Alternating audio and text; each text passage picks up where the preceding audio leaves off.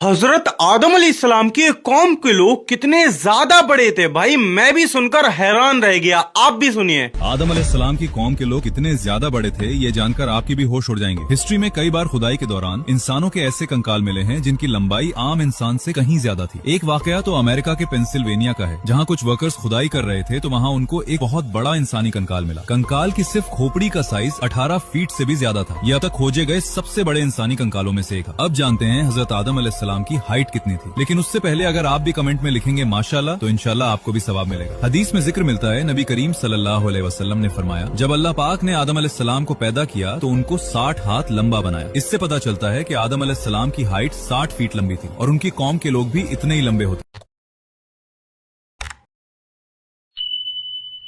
हजरत आदम अलैहिस्सलाम की कौम के लोग कितने ज्यादा बड़े थे भाई, मैं भी सुनकर हैरान रह गया। आप भी सुनिए। आदम अलैहिस्सलाम की कौम के लोग इतने ज्यादा बड़े थे, ये जानकर आपकी भी होश उड़ जाएंगे। हिस्ट्री में कई बार खुदाई के दौरान इंसानों के ऐसे कंकाल मिले हैं जिनकी लंबाई आम इंसान से कहीं ज्यादा थी। एक वाकया तो अमेरिका के पेंसिल्वेनिया का है, जहाँ कुछ वर्कर्स खुदाई कर रहे थे तो वहाँ उनको एक बहुत बड़ा इंसानी कंकाल मिला। कंकाल की सिर्फ खोपड़ी का साइज 18 फीट से भी ज्यादा था। यह अब तक खोजे गए सबसे बड़े इंसानी कंकालों में से एक। अब जानते हैं हजरत आदम अलैहिस्सलाम की हाइट कितनी थी। लेकिन उससे पहले अगर आप भी कमेंट में लिखेंगे माशाल्लाह, तो इंशाल्लाह आपको भी सवाब मिलेगा। हदीस में जिक्र मिलता है, नबी करीम सल्लल्लाहु अलैहि वसल्लम ने फरमाया, जब अल्लाह पाक ने आदम अलैहिस्सलाम को पैदा किया तो उनको 60 हाथ लंबा बनाया। इससे पता चलता है कि आदम अलैहिस्सलाम की हाइट 60 फीट लंबी थी और उनकी कौम के लोग भी इतने ही लंबे होते।